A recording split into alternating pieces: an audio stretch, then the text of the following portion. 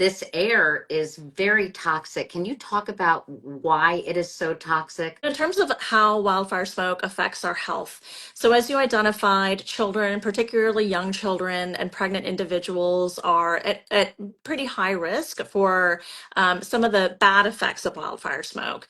And this is because infants their lungs are rapidly developing during this time, in addition to their immune systems and their brains as well.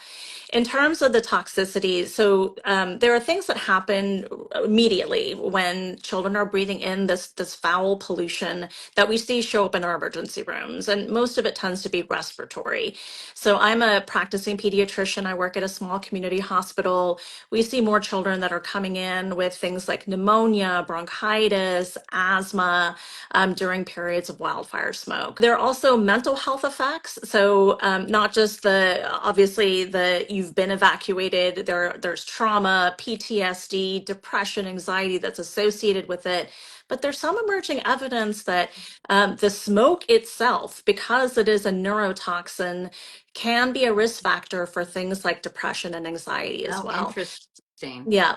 And then the other population that I work with pregnant individuals because I attend deliveries in case there's concern that the baby might have trouble in the beginning.